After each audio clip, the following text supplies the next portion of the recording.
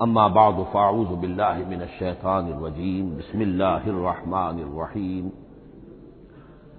حامیم والکتاب المبین انا جعلناہ قرآنا عربیا لعلکم تعقلون وقال تبارک وتعالی کما ورد فی سورۃ یوسف علیہ الصلاۃ والسلام الف لام را تلک آیات الکتاب المبین انا انزلناہ قرآنا عربیا لعلکم تعقلون وقال عز وجل كما ورد في سورة الزمر قرآنا عربيا غير ذي عوج وقال جل وعلا كما ورد في أول سورة الكهف الحمد لله الذي أنزل على عبده الكتاب ولم يجعل له عوجا صدق الله العظيم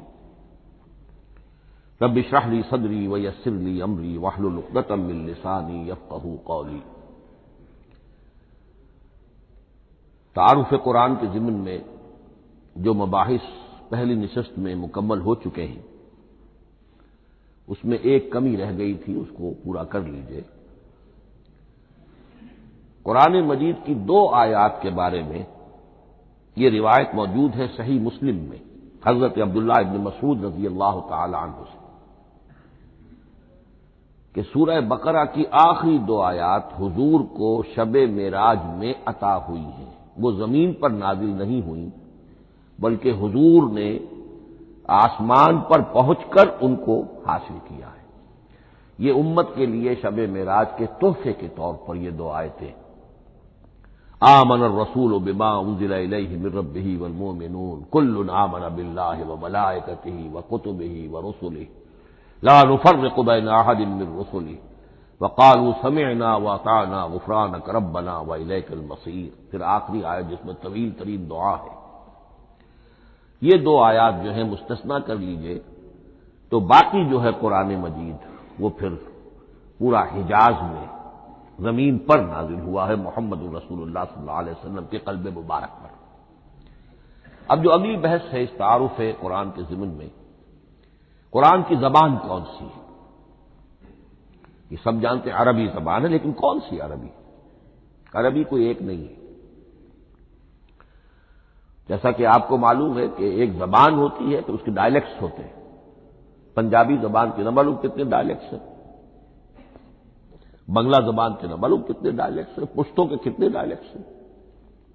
عربی زبان کے اس وقت پورے عالم عرب کے اعتبار سے تو دیکھیے تو ہر ملک کا جو ہے اپنا لہجہ ہے اور ان کے اپنے انداز ہے۔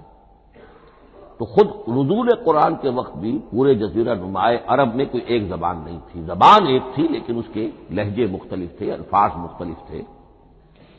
تو یہ جان لیجئے کہ قرآن نازل ہوا ہے حجاز کے بادیہ نشینوں کی زبان۔ وہ اصل عربی زبان حجازی قوم سمجھتی تھی، شہری زبان نہیں، دیہاتی زبان۔ یعنی کہ شہروں میں دوسرے ملکوں کے لوگ آتے جاتے رہتے تھے، خاص طور پر مکہ مکرمہ جو ہے وہ تو چونکہ ایک بہت بڑا تجارتی مرکز تھا۔ لإلاف قریش ایلافہم رحلۃ الشتاء والصیف فلیعبدوا رب ھذا البیت۔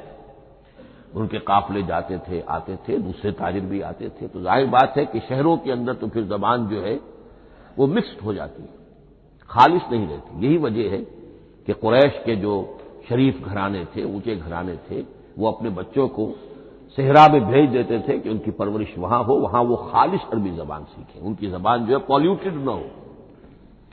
تو بادیہ نشین حجاز کے، نجد کے نہیں، حجاز کے بادیہ نشین، ان کی زبان میں قرآن نازل ہوا ہے۔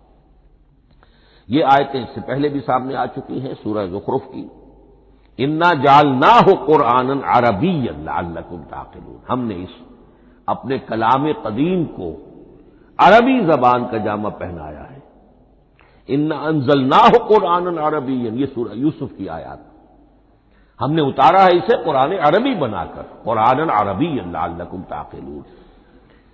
سورہ زمر میں قرآنا عربیا غیر ذی عوج، یہ عربی مبین میں ہے، صاف ستھری دھلی ہوئی عربی زبان جس میں کہیں کوئی ٹیڑھ نہیں ہے، کوئی ایک پیچ نہیں ہے۔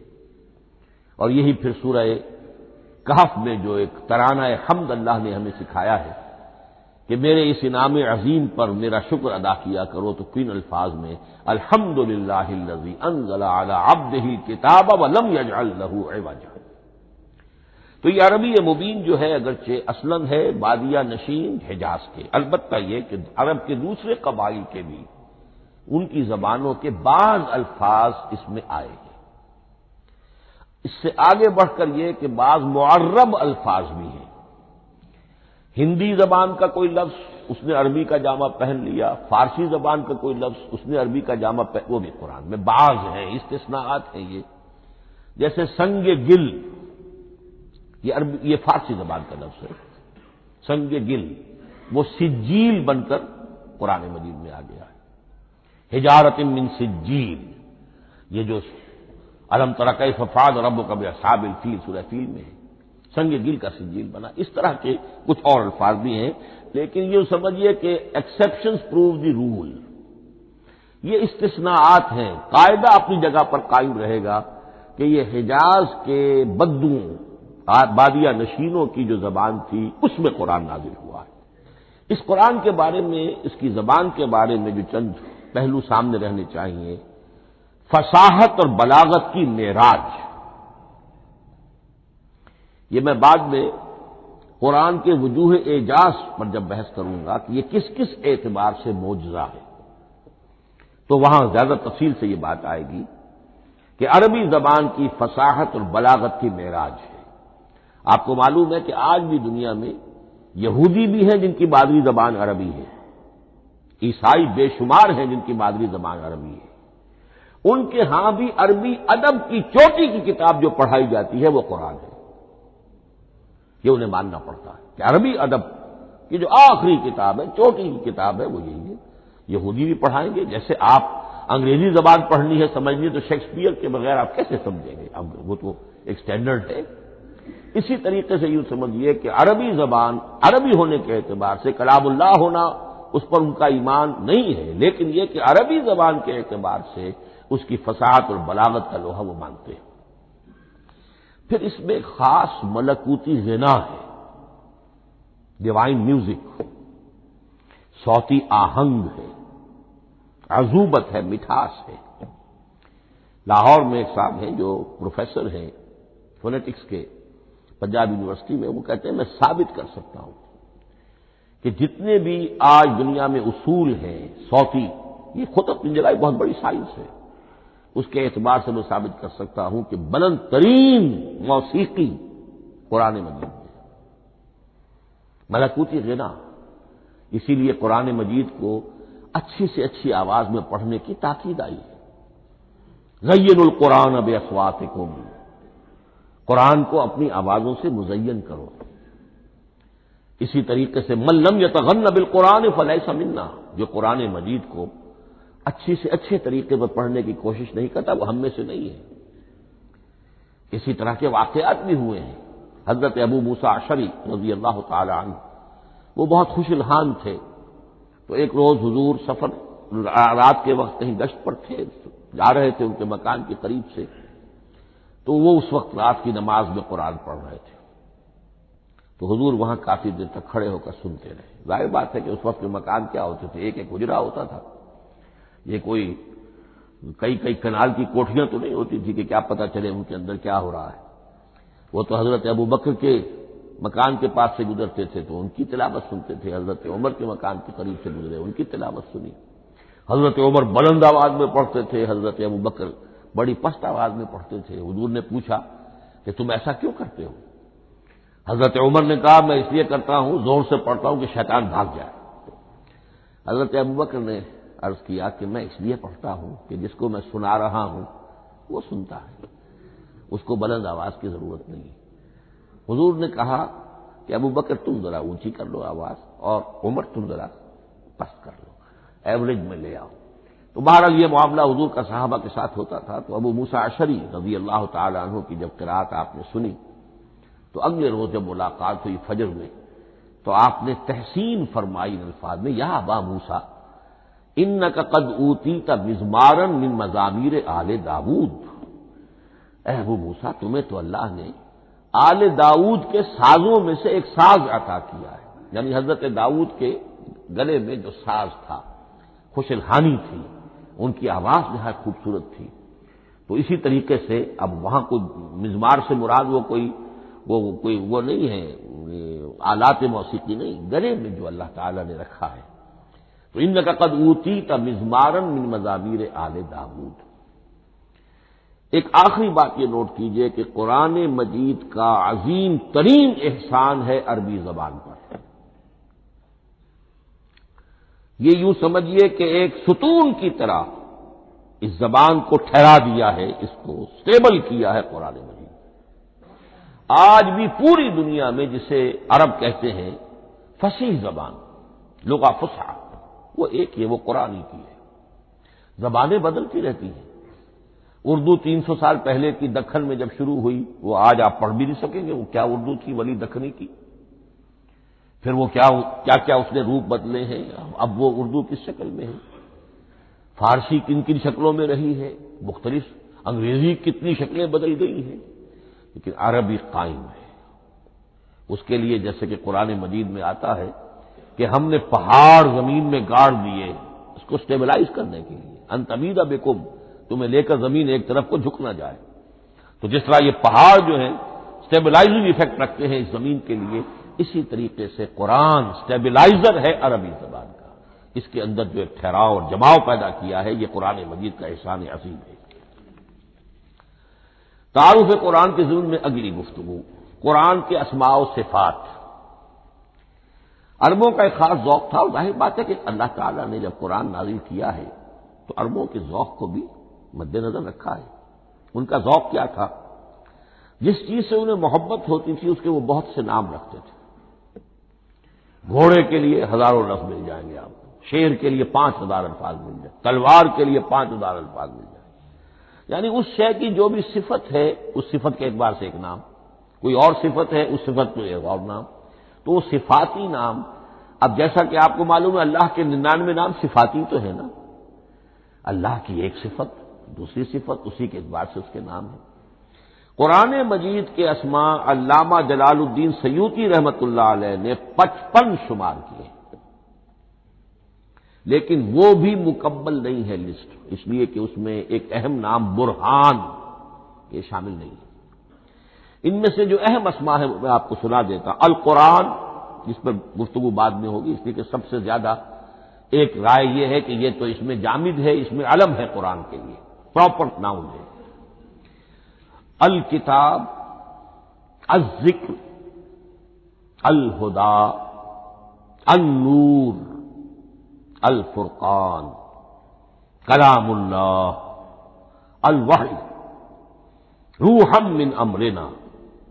پھر اس کی صفات کے اعتبار سے الکریم، الحکیم، العظیم، المجید، المبین، رحمہ، العلی، بصائر، بشرا، بشیر، نذیر، عزیز، قرآن عزیز، بلاغ، بیان، احسن القصص، احسن الحدیث، موعظہ، شفاء، مبارک، مہیمن، قیم، مثانیہ، متشابہ۔ یہ میں نے آپ کو 23 نام بتائے ہیں، لیکن یہ کہ علامہ جلال الدین سیوطی نے 55 گنوائے۔ لیکن جو بحث دلچسپ ہے وہ یہ ہے کہ جو اس کے لیے لفظ القرآن ہے، اس کے معنی کیا ہے اور یہ کس مصدر سے، کس مادے سے یہ لفظ بنا ہے۔ ایک رائے تو یہ ہے کہ یہ اس میں جامد ہے، یہ مشتق نہیں ہے، کسی مادے سے نکلا ہوا نہیں ہے۔ اور یہ بھی آپ نوٹ کر لیجئے، اللہ کے اسماء میں سے بھی ایک نام کو سمجھا جاتا ہے، وہ مشتق نہیں ہے، اس میں جامد ہے، اس میں علم ہے، اور وہ ہے اللہ۔ باقی سارے نام صفاتی ہیں، ایک نام، اس لیے اس میں ذات کہتے ہیں، اس میں ذات۔ لیکن یہ رائے متفق علیہ نہیں ہے، یہ کچھ لوگوں کی رائے ہے۔ ایک رائے یہ بھی ہے کہ یہ بھی اس میں علم نہیں ہے، یہ بھی مشتق ہے الہ سے۔ جیسے حکیم، یہ صفت ہے، الحکیم یہ اللہ کا نام ہو گیا۔ الہ، ایک معبود، الالہ معبود برحق، الالہ وہ اللہ بن گیا، ایک رائے یہ۔ لیکن یہی اسی طریقے سے نوٹ کیجئے کہ قرآن مجید کے بارے میں بھی ایک رائے ہے کہ القرآن اس کا اسم علم ہے، پراپر ناؤن ہے، یہ جامد ہے، یہ مشتق نہیں ہے، کسی اور مادے سے نکلا نہیں۔ لیکن جو اکثریت کی رائے ہے، جس پر تقریباً اجماع ہے، وہ یہ ہے کہ نہیں، یہ اس میں جامد نہیں، اس میں مشتق ہے۔ لیکن پھر دو رائے ہیں کہ مادہ کیا ہے۔ ایک قرن، قاف را نون، اور ایک قرا، قاف را حمزہ، یہ دو مختلف مادوں کے بارے میں رائے ہے کہ قرآن ان سے نکلا ہے۔ قرن کہتے ہیں کسی چیز کا قریب ہو جانا، جڑ جانا، مل جانا۔ یہ حج کی جو 3 شکلیں ہیں، حج تمتع ہے، حج قران ہے، اور حج افراد ہے۔ قران کیا ہے؟ ایک ہی احرام میں عمرہ بھی اور حج بھی دونوں کو جمع کر لیا جائے تو یہ حج قران ہے۔ اسی سے قران الصعدین کا لفظ استعمال ہوتا ہے۔ قرینہ اور قرائن جو ہے اسی سے الفاظ۔ امام فرا کی رائے یہ ہے کہ قرن سے یہ قرآن بنا ہے، اس لیے کہ اس میں بھی اللہ تعالی کی آیات جمع ہو گئی۔ اسی طرح قرأ، قاف را اور حمزہ، اس قرأ کا مصدر بھی بن جاتا ہے، جیسے رجحان، را جیم ہے، رجح سے رجحان، غفران، غفرانک ربنا، پروردگار ہم تیری مغفرت کے خواستگار ہیں۔ اسی طرح قرآن قرأ سے بنا ہے۔ مفعول جو ہے وہ مصدر کے معنی میں آ جاتا ہے، یعنی پڑھی جانے والی شے۔ اور ایک قرأ آتا ہے عربی زبان میں، قرأت الماء فی الحوض، میں نے پانی جمع کر لیا حوض کے اندر، بارش ہوئی، میں نے کچھ پانی حوض میں جمع کر لیا، قرأت الماء فی الحوض۔ اسی سے قریہ کا لفظ بنا، قریہ بستی کو کہتے ہیں جہاں لوگ جمع ہو کر رہتے ہیں، قریہ۔ تو اس معنی میں یہ قرآن جو ہے یہ جمع ہے، اللہ تعالیٰ کی صفات اور اللہ کی ذات جو ہے اور اس کی آیات کا جامع ہے۔ یہ ہے لفظ قرآن کی بحث۔ اگلی بحث اور بڑی اہم ہے اور دلچسپ ہے، قرآن کا اسلوب کلام کس کیٹیگری میں فال کرتا ہے؟ قرآن کیا ہے؟ ایک شے کی تو سختی سے نفی کی اللہ نے، یہ شعر نہیں ہے۔ وما علمناہ الشعر وما ينبغي له، سورہ یاسین۔ ہم نے شعر تو انہیں سکھایا ہی نہیں، محمد الرسول اللہ کو صلی اللہ علیہ وسلم، اور وہ شعر ان کے شایان شان بھی نہیں ہے۔ شاعروں کے بارے میں سورہ شعراء میں چونکہ بالعموم شاعروں کے بارے میں جو بات کہی گئی ہے، والشعراء یتبعهم الغاوون الم تر انہم فی کل واد یہیمون انہم یقولون ما لا یفعلون الا الذین آمنوا۔ استثناء تو ہے کہ اچھے لوگ بھی ہوتے ہیں، لیکن اکثر و بیشتر شعراء کا معاملہ یہی ہے، ان کی پیروی کرتے ہیں وہی لوگ کہ جو حد سے گزرنے والے ہوتے ہیں، لاؤبالیانہ انداز والے لوگ، غیر سنجیدہ لوگ پیروی کرتے ہیں۔ خود وہ بھی زمین و آسمان کے قلابے ملاتے ہیں، کبھی ادھر کی بات کبھی ادھر کی بات۔ اور تیسری بات یہ کہ عام طور پر جو کہتے ہیں وہ کرتے نہیں ہیں، انہم یقولون ما لا یفعلون۔ تو یہ شعر کی تو نفی کی گئی ہے قرآن مجید، جیسا کہ میں نے آپ کو سنایا تھا سورہ حاقہ کی آیات، انہ لقول رسول کریم وما ہوا بقول شاعر، یہ شاعر کا کلام نہیں۔ البتہ ایک بات نوٹ کیجئے، جسے آزاد شاعری، آزاد نظم کہا جاتا ہے، وہ میرا گمان یہ ہے، میں نے چونکہ ان چیزوں کا کوئی تحقیقی مطالعہ نہیں کیا ہے، کہ شاید وہ ہے ہی قرآن سے ماخوذ آزاد شاعری۔ اس میں وزن نہیں ہوتا، ردم ہوتا ہے۔ آزاد شاعری کے اندر ایک ردم ہوتا ہے، وزن نہیں ہے، ایک مصرع اتنا سا، ایک بڑا لمبا چوڑا، لیکن ردم رہے گا۔ یہ جو آزاد شاعری، بلینک ورس جس کو آپ کہتے ہیں، میرا گمان یہ ہے کہ شاید دنیا میں اس کا رواج قرآن کے بعد ہی ہوا ہو، اور قرآن مجید ہی کی نقالی میں یہ صنف جو ہے ادب کی وہ ایجاد کی گئی ہو۔ واللہ عالم، میں یہ بات دعوے سے نہیں کہہ سکتا، گمان ہے میرا۔ البتہ یہ کہ اب اس سے آگے چلیے، شعر نہیں ہے، نثر ہے، لیکن نثر کے اعتبار سے بھی کون سی کیٹیگری میں آئے گی؟ کیا یہ کتاب عام معنی میں جسے ہم کتاب کہتے ہیں وہ کتاب ہے؟ ایک تو وہ بات تھی نا جو اقبال کے حوالے سے میں نے آپ سے کہی، کتابیں نیست چیزیں دیگرت، اس وقت وہ بات نہیں میں کہہ رہا۔ عام کتابوں سے اس کا فرق کیا ہے؟ ایک کتاب ہوتی ہے، اس میں ہر چیپٹر میں ایک بحث مکمل ہو جاتی ہے، اگلے چیپٹر میں پھر لوٹا کر آپ پہلے چیپٹر کی کوئی بات نہیں کریں گے، پھر وہ بات آگے چلے گی، ابواب ہوں گے، ابواب میں مضمون کے مطابق مضمون آگے بڑھتا چلا جائے گا۔ کتاب کا یہ لازمی وصف ہے۔ قرآن مجید عثمانی میں کتاب نہیں ہے، اس میں قصہ آدم و ابلیس 7 جگہ آ رہا ہے، بار بار آ رہا ہے، سورہ بقرہ میں، سورہ آراف میں، سورہ ہجر میں، سورہ بنی اسرائیل میں، سورہ کہف میں، پھر سورہ طٰہٰ میں، چلتے جائیے، سورہ صاد میں حضرت موسیٰ علیہ السلام کا قصہ کتنی مرتبہ آ رہا ہے۔ تو قرآن مجید اس کتاب کی کیٹیگری، اس کی ڈیفینیشن پر پورا نہیں اترتا۔ دنیا میں جو کتاب کا معیار ہے، عام اس کا جو اسلوب ہے، اس کی جو ڈیفینیشن ہے، ایک شکل ہوتی ہے مجموعہ مقالات، وہ بھی نہیں ہے، اس میں ہر مقالہ اپنی جگہ پر ایک مکمل شے ہوتی ہے، لیکن یہ کہ وہ دوسرے مقالات سے تو مختلف ہوگی، یہ مجموعہ مقالات بھی نہیں۔ اس کا اسلوب جو ہے وہ خطبے کا ہے، اوریشن، اور یہ کہا جا سکتا ہے it's a collection of divine orations, یہ اللہ تعالی کے خطبات کا مجموعہ ہے۔ مختلف اوقات میں خطبے نازل ہوتے تھے حضور پر صلی اللہ علیہ وسلم، اور یہ بھی جان لیجئے کہ عرب میں ادب کی 2 ہی صنفیں تھیں جو معروف تھیں، یا شعر یا خطبہ، یا خطیب ہوتے تھے بڑے شعرا بیان خطیب، اور یا شاعر ہوتے تھے۔ تو یہ جب شعر کے اسلوب پر نہیں تھا تو خطابت کا اسلوب ہے جو اللہ نے اختیار فرمایا، اور ہر موقع پر، ہر مرحلے پر جو خطبہ اس وقت کے حالات کی مناسبت سے نازل ہوا وہ ایک صورت ہے۔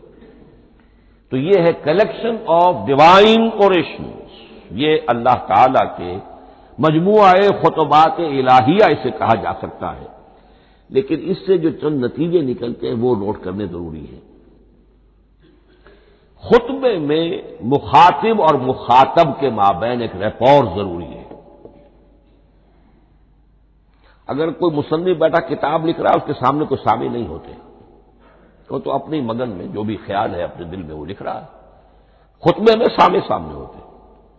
اگر ان کے درمیان رپورٹ نہ رہے، ہم آہنگی نہ رہے، تو پھر وہ خطبہ غیر مؤثر ہو جائے گا، لوگ جو ہے ان کو اونگ آنے لگے گی، وہ متوجہ ہی نہیں رہیں گے۔ تو ایک رپورٹ مخاطب اور مخاطب ان کے درمیان۔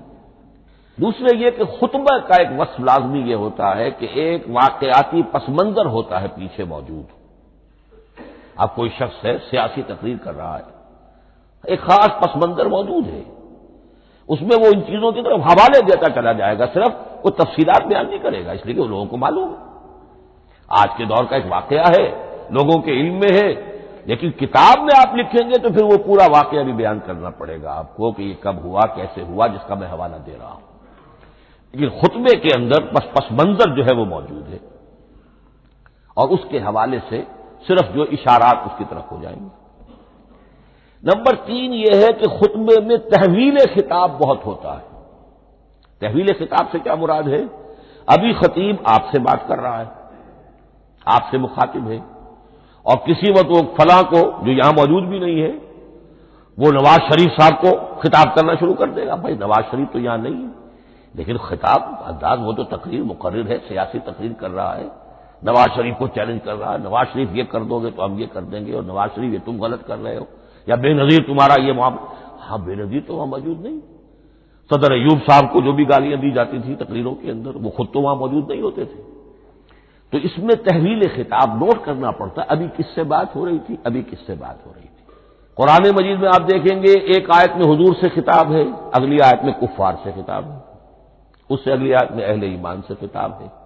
تو تحویل خطاب جو ہوتا ہے اس کے حوالے سے نوٹ کرنا پڑتا ہے کہ اس وقت اس آیت کا جو رخ ہے کدھر ہے، اس میں کس کو خطاب کیا جا رہا ہے۔ چوتھی بات یہ ہے کہ خطبے میں صرف عقل سے اپیل نہیں کی جاتی، جذبات سے بھی اپیل ہوتی ہے، اسی لیے خطابی انداز کہلاتا ہے۔ خطابی انداز میں لوگوں کے جذبات سے بھی اپیل کی جاتی ہے، جبکہ آپ ایک مقالہ لکھ رہے ہوں گے اس میں جذبات کی بات نہیں آئے گی، ٹھنڈی ٹھنڈی عقلی باتیں، منطقی باتیں، دلیل صغرا کبرا جوڑیے، نتیجہ نکالیے، وہ لوگوں کے سامنے رکھیے، تصنیف ہے۔ لیکن خطبے کے اندر صرف عقل نہیں، جذبات سے بھی اپیل ہوتی ہے۔ اب یہ سارے اوصاف میں جو بیان کر رہا ہوں یہ سب قرآن مجید میں بتمام و کمال بدرجہ اتم موجود ہیں۔ اور آخری بات یہ کہ خطبے میں، اور یہ کہ یہ چیز مشترک ہے غزل میں بھی اور قصیدے میں بھی اور خطبے میں بھی، اس کا اول و آخر بہت جامع اور مؤثر ہونا چاہیے۔ اسی لیے مطلع مقطع یہ خاص طور پر ہوتے ہیں نا، مقطع میں آپ پڑھی ہے سکون دسترانہ بات، جس غزل کا مطلع جاندار ہے اس کو آدمی پڑھے گا، اور اگر وہ مطلع پھسپھسا ہے وہ باقی نظم پڑھے گا ہی نہیں، چاہے آگے اس کے اندر بڑا عمدہ شعر بھی ہو وہ نہیں پڑھے گا، مطلع ہی جو ہے بے جان ہے، پھسپھسا ہے۔ پھر مقطع آخری جو شعر ہو، تو قصیدے میں بھی یہ ہے اور خطبے میں بھی یہ ہے۔ یہی وجہ ہے کہ قرآن مجید کی صورتوں میں اکثر و بیشتر شروع کی آیات اور آخری آیات انتہائی اہم ہوتی ہیں، بہت جامع ہوتی ہیں، جن کو کہا جاتا ہے کہ یہ سور جو ہے ان کی ابتدائی آیات، خواتین اور پہلی آیات۔ اب سورہ بقرہ کی آیات شروع کی، پھر آخری جو ابھی میں نے آپ کو سنائی، یہی آل عمران کا معاملہ ہے، کس شان کے ساتھ وہ اٹھ رہی ہے۔ یہی سورہ حج کا ہر جگہ پر آپ دیکھیں گے ابتدائی جو ہے خطیب اگر ایسا انداز اختیار کرے کہ اپنے سامعین کی توجہ کو اپنی طرف مبذول کرا دے، اگر شروع کا انداز ایسا نہیں ہے تو وہ بات آگے بڑھے گی نہیں۔ آخری بات یہ کہ خطبے میں ہمیشہ یہ ہوگا کہ ایک مین سپیکر جو ہے اس کی ایک بات سامنے ہے کہ میں نے یہ بات اپنے سامعین کے ذہن میں بٹھانی ہے، لیکن دائیں بائیں کی باتیں کرے گا، کوئی قصہ بھی سنائے گا، کوئی شعر پڑھے گا، کوئی اور کوئی لطیفہ بھی سنائے گا۔ ہمارے ہاں کے جو بہترین خطیب جو ہوتے تھے وہ احراری حضرات جو ہے بہترین خطیب ہوتے تھے، اور آپ نے سنا مولانا عطا اللہ شاہ بخاری رحمۃ اللہ علیہ ان کی تقریریں 6 گھنٹے تک لوگ سنتے تھے، وہ کبھی رلا بھی رہے ہیں کبھی ہنسا بھی رہے ہیں، عام آدمی تنقید بھی کرے گا کہ یہ کیا ادھر ادھر کی باتیں کر رہے ہیں، لیکن وہ پھر جب آخری تقریر ہوتی تھی تو جب تقریر ختم ہوتی تھی جو بات وہ ذہن میں بٹھانا چاہتے تھے، دل میں اتارنا چاہتے تھے، وہ بیٹھ چکی ہوتی تھی۔ باقی یہ کہ ادھر ادھر کی چیزیں جو ہیں وہ آکسیلری چیزیں ہیں وہ رہتی ہیں۔ یہ ہیں 6 اوصاف خطبات کے، اور قرآن مجید کے اندر بھی یہ اوصاف کم و بیش موجود ہیں۔ قرآن کا اسلوب خطبے کا ہے۔ اب اگلی بحث پر آئیے، قرآن مجید کی ترکیب اور تقسیم، سنتھیسس اور ڈویژنز۔ اب اس میں سمجھیے کہ کلام جو ہے اللہ کا کلام ہے، کلام مرکب ہوتا ہے کلمات سے، کلمات حروف سے بنتے ہیں۔ عربی زبان کے حروف 28 یا 29 ہیں، الف اور حمزہ کو ایک ہی مانیں گے تو 28 رہ جائیں گے، الف علیحدہ حمزہ علیحدہ تو 29 ہو جائیں گے۔ یہ حروف جڑتے ہیں لفظ بنتے ہیں، لفظ محمل بھی ہوتا ہے لیکن کلمہ وہ کہلاتا ہے جو بامانی لفظ ہو۔ پھر ان کلمات کو آپ جوڑتے ہیں، یہ مرکب توصیفی بن گیا، مرکب اضافی بن گیا، مرکب عددی بن گیا، مرکب جاری بن گیا، پھر ان مرکبات کو جوڑ کر فقرہ بنتا ہے، جملہ بنتا ہے، کلام مفید جس کو کہا جاتا ہے۔ قرآن مجید کے اعتبار سے علامہ سیوطی نے مخصوص جو قرآن کی اصطلاحات ہیں ان کے حوالے سے ایک بات کہی ہے، لیکن واقعہ یہ ہے کہ قرآن کی اصطلاحات خود اپنی ہیں، دنیا کی دوسری کسی بھی اصطلاحات پر ان کو قیاس نہیں کیا جا سکتا۔ لیکن جاہز چونکہ قدیم تھے، انہوں نے قرآن مجید کو کہا یہ دیوان کی شکل رکھتا ہے، جیسے کہ حافظ کا دیوان کسی اور کا دیوان۔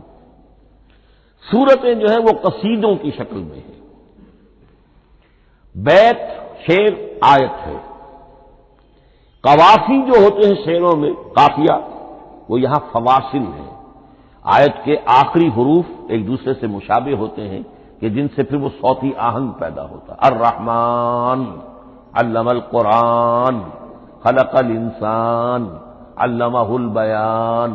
اب یہ ایک فواصل جو ہے وہ جڑتے چلے جاتے ہیں، ان میں آہنگ پیدا ہوتا ہے. لیکن حقیقت کے اعتبار سے پہلی بات یہ نوٹ کیجئے، قرآن مجید کی اکائی ہے آیت. اسے نہ آپ جملہ کہہ سکتے ہیں نہ فقرہ کہہ سکتے ہیں. انگریزی میں ہمارا چونکہ بائبل کے لیے بھی جب ورس کا لفظ آ جاتا ہے تو انگریزی تراجم میں، انگریزی تحریروں میں، مقالوں میں ورس قرآن مجید کی آیت کے لیے لفظ آ جاتا ہے، ورس نمبر فلاں. بالکل غلط ہے. قرآن کی آیت یہ اس کا اپنی اصطلاح ہے، اپنا مفہوم ہے. لغوی مفہوم کیا ہے؟ نشانی. آیت نشانی. قرآن کی ہر آیت اللہ کے علم اور حکمت کی نشانی ہے. اب قرآن کی آیتیں نوٹ کیجئے، صرف حروف پر بھی مشتمل ہے. الف لام میم حروف مقطعات اور آیت بن گئی. وہ مرکبات ناقصہ پر بھی مشتمل ہے. والعصر مرکب جاری ہے، حرف جار، آیت ہو گئی. پورے جملے پر بھی مشتمل ہے. ان الانسان لفی خسر ایک جملہ ہے، اور 10 جملوں پر بھی مشتمل ہے. اللہ لا الہ الا هو الحی القیوم لا تأخذہ سنۃ ولا نوم لہ ما فی السماوات وما فی الارض الی آخر الآیہ. آیت الکرسی کا انالیسس کیجئے، 10 جملے موجود ہیں اس میں. تو نوٹ کر لیجئے، یہ چیز توقیفی کہلاتی ہے. یہ کسی گرامر کے اصول پر نہیں ہے، کسی منطق کے اصول پر نہیں ہے. آیات قرآنیہ کی تعیین توقیفی ہے، یعنی حضور کے بتانے پر موقوف ہے. حضور نے بتایا والعصر، یہ آیت ہو گئی. آیت ہو گئی، ہم آیت مانیں گے. الف لام میم آیت ہو گئی. قاف حرف ایک ہے، یہ آیت نہیں ہے. نون ایک حرف ہے، آیت نہیں ہے. قاف والقرآن المجید ایک آیت بنی. نون والقلم وما یسطرون ایک آیت بنی. تو اس طریقے سے اس کو کہتے ہیں توقیفی، موقوف علیہ ہے حضور کے بتانے پر. اب اس میں روایات کا اختلاف ہو سکتا ہے کہ حضور سے کوئی روایت یہ ہو کہ یہ ایک آیت بنی یا 2 آیتیں بنی. مثلا بڑی اہم مثال آپ کو دے رہا ہوں، سورہ مزمل کی جو دوسرا رکوع ہے، پورا دوسرا رکوع وہ ایک آیت شمار ہوتا ہے. اور میرا بڑا گمان رہا بہت عرصے تک کہ یہ ایک آیت نہیں ہو سکتی، یہ مختلف اوقات میں نازل ہوئی ہیں، 2 اوقات میں نازل ہوئی ہے. اور یہ مجھے قول مل گیا علامہ سیوطی کے ہاں، حضرت عبداللہ ابن عباس رضی اللہ تعالی عنہما کا قول کہ یہ 2 آیتیں ایک نہیں. لیکن یہ کہ یہ ہوگا موقوف روایت پر، میں کوئی نہیں ہوں جو اسے قرار دے سکوں. ہاں مجھے اگر کوئی روایت مل جاتی ہے، کوئی خبر یا اثر، خبر محمد الرسول اللہ کی یا اثر آپ کے کسی صحابی کا صلی اللہ علیہ وسلم و رضی اللہ تعالی عنہ، تو پھر یہ ہے کہ ہم مانیں گے. تو اس کو کہتے ہیں توقیفی. آیات اور سور کا معاملہ توقیفی ہے بالکل، یا کسی منطق، کسی گرامر، کسی اصول بیان، کسی پر مبنی نہیں ہے. یہ مبنی ہے حضور کے بتانے پر. اس طرح سورت کسے کہتے ہیں؟ عربی زبان میں سور کے معنی ہے فصیل. فضرب بینہم بسور لہ باب، سورہ حدید کے اندر الفاظ آئے.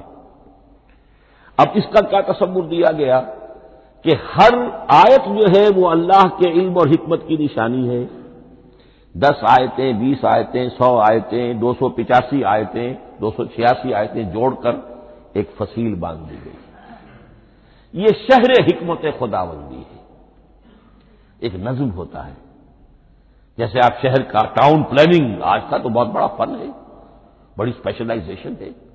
شہر کو پلان کرنا، اس کے اندر کیا کچھ ہونا چاہیے، کس طرح سے ہونا چاہیے. تو یہ سورت جو ہے یہ ایک یونٹ ہے قرآن مجید کی، اور اس کا جو لفظی معنی ہے فصیل، گویا کہ اس نے گھیرے میں لیا ہوا ہے ایک شہر معنی کو. علم و حکمت کے ایک شہر کے گرد یہ فصیل جو ہے پوری ہوئی ہے. اب اس میں نوٹ کر لیجئے جہاں تک، اچھا کیسے آیتیں چھوٹی بھی ہیں بڑی بھی ہیں. والعصر بھی آیت ہے، اور الف لام میم بھی آیت ہے، اور جیسا کہ میں نے عرض کیا آیت الکرسی بھی آیت ہے. اس طرح صورتیں چھوٹی بھی ہیں بڑی بھی ہیں. سورۃ العصر 3 آیتیں، سورۃ الکوثر 3 آیتیں، سورۃ النصر 3 آیتیں، 3 ہی صورتیں 3 آیتوں پر مشتمل ہیں. 3 سے کم پر کوئی نہیں، 2 آیات کی کوئی صورت نہیں ہے. لیکن آگے آپ چلتے جائیے، اس کی بڑی سے بڑی تعداد سورہ بقرہ جو ہے سب سے بڑی ہے. تو آیت اور سورت کے علاوہ دور صحابہ میں صرف ایک لفظ اور تھا قرآن کی تقسیم کے ضمن میں، اور وہ تھا منزل یا حزب. منزل یا حزب 7 منزلوں میں یا 7 احزاب میں قرآن کو تقسیم کیا گیا، تاکہ جو شخص قرآن مجید ایک ہفتے میں ختم کرنا چاہے، ہر شب میں اکثر و بیشتر وہ لوگ رات کو ہی رات کی نماز میں قرآن پڑھتے تھے، ایک منزل پڑھ لے تو ہفتے میں پورا قرآن ختم ہو جائے گا. یہ حزب بھی ہے اور منزل بھی ہے. اور یہ چونکہ دور صحابہ میں تھا، یقیناً حضور نے بتایا ہوگا، اس میں آپ کو عجیب حسن نظر آئے گا. اس میں یہ نہیں کیا گیا کہ بالکل برابر برابر ساتھ کر دو بھائی، چاہے صورتیں ٹوٹ جائیں، صورتوں کی فصیل کوئی نہیں ٹوٹتی اس میں، صورتیں مکمل جو کہ تو آئیں گی. اور پھر یہ کہ عجیب بات ہے کہ سورہ فاتحہ کو اگر ایک طرف رکھ دیں، وہ قرآن کے دیباچے کی حیثیت رکھتی ہے. تو پہلی منزل میں 3 صورتیں، دوسری میں 5 صورتیں، تیسری میں 7، چوتھی میں 9، پانچویں میں 11، چھٹی میں 13 اور 7ویں میں 65. یہ ہے کہ جو ان صورتوں کی ایک بڑی جیسے کہ ایک سیڑھی چڑھ رہی ہے، اور تقریباً مساوی ہو جاتے ہیں. کوئی 4.25 پارے ہے، کوئی 4.5 پارے ہے، کوئی 4.25 پارے، اس طریقے سے ہے تقریباً مساوی. لیکن آرٹیفیشل ایکویلٹی پیدا کرنے کے لیے، مصنوعی مساوات پیدا کرنے کے لیے صورتوں کی فصیلوں کو نہیں توڑا گیا. اس سے آگے چل کر جو پاروں کی تقسیم ہے وہ بہت بعد کی بات ہے، 30 پارے، اور اس میں آپ کو یہ ساری قباحتیں نظر آئیں گی. اس میں صورتوں کی فصیلیں توڑی گئی ہیں اور بڑے بھونڈے طریقے پر توڑی گئی. سورہ ہجر ایک آیت ادھر ہے، باقی ساری صورت جو ہے اگلے پارے میں فصیلیں توڑ دی گئی. معلوم ہوتا ہے کسی شخص کے پاس جو قرآن تھا مصحف، اس نے صفحے گنے، 7 سے 30 سے تقسیم کیا اور برابر صفحوں کے اندر وہ پارے بنا دیے. لیکن بہرحال دور صحابہ میں پاروں کا کوئی ذکر نہیں تھا. یہ بات کی بات ہے، دور صحابہ میں آیت، سورت اور حزب. اسی طریقے سے طویل صورتوں کو جو رکوعوں میں تقسیم کیا گیا، یہ بھی بات کی بات ہے. لیکن یہ جو تقسیم کیا گیا ہے صورتوں کو رکوعوں کی شکل میں، 35 صورتیں تو قرآن کی ایسی ہیں چھوٹی ہیں جو ایک ایک ہی رکوع پر مشتمل ہے. آخری پارے کی 37 صورتیں ہیں، پہلی 2 کی جو 2 رکوع ہے، باقی سب کی سب جو ہے وہ ایک ہی رکوع شمار ہوتا ہے. لیکن رکوع کیوں کیے گئے؟ لمبی صورتوں میں سے اگر کچھ حصہ پڑھنا ہے نماز میں، سورہ بقرہ پوری تو نہیں پڑھ سکتے آپ ایک رکعت کے اندر، تو اس کا وہ حصہ پڑھا جائے جس میں ایک مضمون پورا ہو جائے، مضمون نہ ٹوٹے، تاکہ وہاں پر رکوع کرے آدمی کہ جہاں پر کہ وہ مضمون ایک اعتبار سے مکمل ہو گیا. تو رکوع سے رکعت ہے، رکوع ہے، اس رکعت کے اندر ایک حصہ اتنا پڑھا جائے تاکہ مضمون جو ہے وہ خوبصورت رہے اور اس کا سلسلہ برقرار رہے. یہ تقسیم بھی اگرچہ بہت ہی ایک بدنام شخص ہے ہماری تاریخ کا، حجاج ابن یوسف، یہ اس کی ہوئی تقسیم ہے یا اس نے کرائی ہے، بہرحال اس کی طرف منسوب ہے. اور یہ بات ماننی پڑتی ہے کہ بڑے گہرے غور و فکر سے تقسیم کی گئی ہے، الل ٹپ نہیں ہے، بلکہ اس کے لیے واقعتاً غور کر کے جہاں وہ مضمون ختم ہوتا ہے، کہیں کہیں آپ اختلاف کر سکتے ہیں اور آپ کو حق حاصل ہے. اس لیے یہ چیزیں توقیفی نہیں ہیں، یہ حضور کی بتائی ہوئی نہیں ہے، نہ رکوعوں کی تقسیم. اب سعودی عرب میں جو قرآن مجید چھپ رہے ہیں ان میں حزب ہو گئے ہیں، یعنی ہر پارے کو پارے برقرار رکھ کر 8 حزب بنا دیے انہوں نے، 4 حزب بنا دیے اور پھر نصف حزب کر کے 8 حصے کر دیے. تو یہ چیزیں جو ہمارے ہاں رکوع تو پاروں سے ادھر ادھر ہو جاتے ہیں، پارا بدل گیا رکوع وہی چل رہا ہے، اس لیے کہ رکوع میں مضمون کو پیش نظر رکھا گیا ہے جبکہ پارے میں مضمون کو نہیں سامنے رکھا گیا. تو رکوع کا معاملہ جو ہے چاہے وہ حجاج ابن یوسف ہی نے کیا ہے، لیکن یہ کہ بہرحال وہ بہت صحیح ہے، اکثر و بیشتر کہیں کہیں آپ اس سے اختلاف کر سکتے ہیں. تو یہ تو اس کا ہم نے آپ کے سامنے رکھا سنتھیسس.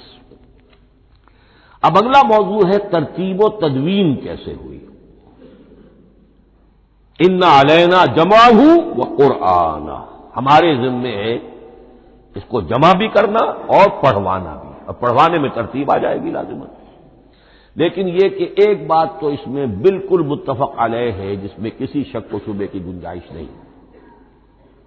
قرآن کی ترتیب نزولی اور تھی، ترتیب مصحف اور ہے۔ ترتیب مصحف میں سورہ فاتحہ کے بعد سورہ بقرہ ہے۔ سورہ بقرہ نازل ہوئی ہے مدنی دور میں جا کر، پھر سورہ آل عمران ہے وہ بھی مدنی ہے، سورہ نساء ہے وہ مدنی ہے، سورہ مائدہ ہے وہ مدنی، پھر آئی ہے سورہ انعام اور سورہ اعراف۔ یہ ہے کہ جو مکیات ہیں، یہ کہ بھی مکی دور کی بھی آخری زمانے کی ہے۔ ابتدائی جو مکی صورتیں وہ سب سے آخری حصے میں ہیں، 29واں پارہ اور 30واں پارہ۔ تو ترتیب نزولی اور تھی، ترتیب مصحف اور ہے، اس میں تو کسی شک و شبے کی گنجائش نہیں۔ لیکن ہمارے ہاں اہل تشیع نے اس چیز کو بہت اچھالا ہے۔ ان میں سے بعض گروہ ایسے ہیں جن کا کہنا یہ ہے کہ اصل قرآن جو ہے وہ ترتیب نزولی کے مطابق تھا، یہ ترتیب تو عثمان نے کر دی رضی اللہ تعالی عنہ۔ حضرت علی کے پاس اصل قرآن جو ترتیب نزولی کے مطابق تھا موجود تھا، اور اب بھی ان کے خیال میں جو ان کے امام غائب جو ہیں چھپے ہوئے ہیں غار میں، تو ان کے پاس وہ نسخہ اصل حضرت علی والا موجود ہے، اور جب وہ ظاہر ہوں گے تو اصل قرآن لے کر آئیں گے۔ یہ سارے شیعوں کا قول نہیں ہے، لیکن یہ کہ ان میں بہت سے لوگ ہیں کہ جو ان باتوں کو مانتے ہیں۔ جہاں تک اس بات کا تعلق ہے کہ حضرت علی نے ترتیب نزولی پر کوئی مصحف جمع کیا ہو، اس میں کوئی اشکال نہیں ہے، اس لیے کہ علمی طور پر یہ ایک بڑی عمدہ ایکسرسائز بنتی ہے۔ ایک زمانے میں بہت کوشش کرتا رہا ترتیب نزولی سے، اس لیے کہ ترتیب نزولی سے سیرت نبوی اخذ ہوتی ہے، پہلے کیا نازل ہوا، پھر کیا نازل ہوا، پھر کیا نازل ہوا۔ در حقیقت اگر آپ ترتیب نزولی سے قرآن مرتب کر دیں تو وہ سیرت النبی بن جائے گی۔ تو اس کو سمجھنے کے لیے ایک زمانے میں نے بڑی محنت کی ہے، لیکن ایک تو یہ کہ وہ یقین سے وہ باتیں ملتی نہیں ہیں، بعض روایات ہیں، لیکن یہ کہ پھر بھی آپ یقین سے نہیں کہہ سکتے۔ اکثر و بیشتر قرآن مجید میں لکھا بھی ہوتا ہے، ترتیب کے موٹی موٹی چیزیں معلوم ہے نزولی ترتیب کی، لیکن یہ ہے کہ یقین کسی بات پر نہیں۔ تو پہلی بات یہ ہے کہ ہمارے نزدیک، اہل سنت کے نزدیک، اصل جو حجت ہے دین میں وہ ترتیب مصحف ہے۔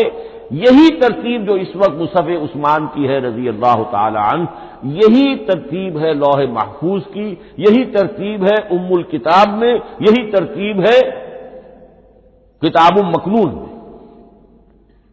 اب اس کو سمجھیے کہ اس کی تدوین کن مراحل میں ہوئی۔ سب سے پہلے اس کے جو مراحل ہے 3، خود نبی اکرم صلی اللہ علیہ وسلم کے زمانہ مبارک میں جمع اور ترتیب یہ ہو گئی، لیکن کتابی شکل میں نہیں، ما بین الدفتین نہیں۔ حضور نے لوگوں کو پڑھ کر سنایا، اس ترتیب سے سنایا جس ترتیب سے یہ مصحف میں اب موجود ہے، اور ہر رمضان میں حضرت جبرائیل دورہ کرتے تھے حضور کے ساتھ، جتنا کہ قرآن اس وقت تک نازل ہو چکا ہوتا تھا، اور آخری رمضان مبارک آپ کی حیات طیبہ کا جو تھا اس میں 2 مرتبہ پورے قرآن کا دورہ ہوا، تو دورہ قرآن بغیر ترتیب کے تو نہیں ہو سکتا۔ تو یہ ترتیب حضور کی ہوئی ہے، توقیفی ہے، اور حضور ہی نہیں اللہ کی ہوئی ہے۔ یہی ترتیب لوح محفوظ میں، کتاب مکنون میں اور ام الکتاب میں ہے، اور یہ ترتیب حضور دے کر گئے ہیں صحابہ کرام کو۔ حفاظ تھے، کتنے حفاظ جو ہیں جنگ یمامہ میں شہید ہو گئے، تبھی تو خیال آیا کہ اس کو کتابی شکل میں بھی مرتب کیا جائے، لیکن کتابی شکل میں جسے کہتے ہیں 2 گتوں کے درمیان ایک کتاب مجلد، اس صورت میں جہاں تک میں تحقیق کر سکا ہوں اور جہاں تک ہمارے اکثر و بیشتر لوگوں کی رائے ہے، حضور کے زمانے میں یہ اس طریقے سے ما بین الدفتین، 2 گتوں کے مابین ایک کتاب کی شکل میں قرآن موجود نہیں تھا، لوگوں کے سینوں میں محفوظ تھا، جیسے محمد الرسول اللہ کے سینے میں محفوظ تھا۔ ان علینا جمعہ، وہ جمع حضور کے سینے میں کیا اللہ نے۔ اسی طرح پھر صحابہ کرام بے شمار جو حفاظ تھے ان کے سینوں میں محفوظ تھا۔ دوسرا مرحلہ کب آیا؟ جب حضرت ابوبکر صدیق کے عہد خلافت میں جنگ یمامہ میں بہت سے حفاظ شہید ہو گئے۔ اب ایک تشویش پیدا ہوئی، ایسا نہ ہو کہ قرآن ضائع ہو جائے، لہذا اسے کتابی شکل میں مرتب کر لینا چاہیے۔ اس کے لیے پھر بہت سے صحابہ نے حضرت ابوبکر کو اپروچ کیا کہ جتنے قراء ہیں، جتنے کاتبین وحی ہیں، ان سب کو آپ جمع کیجئے اور جمع کر کے اس قرآن مجید کو ایک کتاب کی شکل میں جمع کر لیں۔ حضرت ابوبکر شروع میں بہت ریلیکٹنٹ رہے، ان کا ایک خاص مزاج تھا، اتباع رسول کا جذبہ انتہا درجے کا۔ جو کام حضور نے نہیں کیا میں کیسے کروں؟ اگر تو یہ کام واقعی کرنے کا تھا تو حضور کرتے، میں کیسے کروں؟ لیکن یہ کہ جب صورتحال بہت لوگوں کی طرف سے دباؤ پڑا کہ نہیں یہ کر لینا چاہیے، ان کے سامنے بھی حکمت آ گئی، تو پھر انہوں نے اتفاق کرتے ہوئے جتنے بھی کاتبین وحی تھے ان سب کی ایک کمیٹی بنائی اور ان کو کہا کہ اب اس قرآن کو مرتب کر کے ایک کتابی شکل دے دی جائے۔ وہ کتابی شکل حضرت ابوبکر کے دور میں ہو گئی۔ تیسرا مرحلہ کیا ہے؟ یہ کتابی شکل میں جب قرآن مجید آ گیا اور شروع میں یہ اجازت تھی کہ ہر قبیلے، ہر علاقے کے لوگ اپنے لہجے میں پڑھ لیں۔ اب پنجابی ہمارا مسلمان جو ہے وہ چاقو کو کاچو کہے گا تو وہ لکھے ہوئے کو بھی چاقو کو کاچو پڑھ کے نکلے جائے گا۔ تو مختلف لہجوں میں ہونے سے وہ ان کا جو ہے قرآن مجید بدل رہا تھا، کوئی کسی طرح پڑھ رہا ہے، کوئی کسی طرح پڑھ رہا ہے۔ اب اس کی تشویش ہوئی حضرت عثمان کے زمانے میں، جب دور بہت پھیل گیا، اسلام کا دائرہ، دارالاسلام کی وسعت بہت ہو گئی کہ اس طرح اگر یہ لوگ پڑھیں گے اور اپنے اپنے لہجے کی وجہ سے اب اس لہجے میں شکل بدل بھی جاتی ہے لفظ کی۔ کاچو کو کاف الف چے واو لکھنا شروع کر دیں گے پھر کہ کاچو سنا ہم نے، تو چاقو تو سنا ہی نہیں۔ تو ایک لفظ ہے چاقو لکھ رہا ہے اور ایک کاچو لکھ رہا ہے، تو چاقو اور کاچو میں فرق ہو گیا۔ لہذا اس وقت پھر جو کام کیا گیا وہ یہ کہ ایک ہی رسم تحریر، رسم کتابت، رسم الخط میں قرآن مجید کے نسخے تیار کیے گئے۔ اصل میں ایک بہت بڑا مغالطہ ہو جاتا ہے ہمارے جمعوں کے خطبوں میں، حضرت عثمان رضی اللہ تعالی عنہ کے نام نامی کے ساتھ وہ قوافی جو ہیں ان کی مناسبت سے جامع آیات القرآن عثمان ابن عفان رضی اللہ تعالی عنہ، غالب علی کل غالب علی ابن ابی طالب رضی اللہ تعالی۔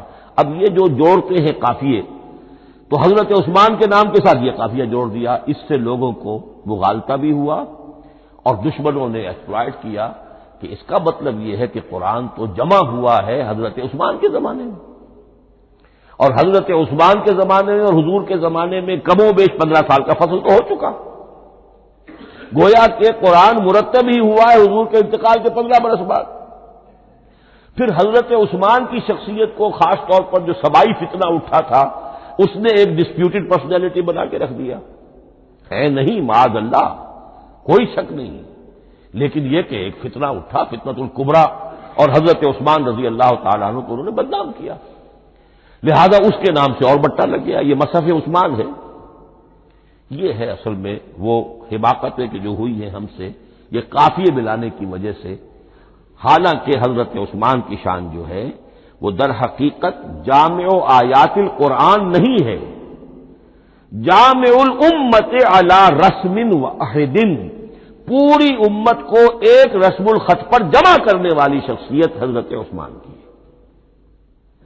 مثلا اب دیکھیے مالک یوم الدین کس طرح لکھیں گے؟ میم لام اور کاف، میم الف اور لام اور کاف لکھیں گے آپ، یہ غلط ہو جائے گا، میم پر کھڑا زبر ہوگا اور اس کو مالک پڑھیں گے، میم پر اگر کھڑا زبر نہیں ہے پڑا زبر ہے تو ملک پڑھیں گے، اور قراتوں میں یہ دونوں موجود ہے، ملک یوم الدین بھی ہے اور مالک یوم الدین بھی ہے۔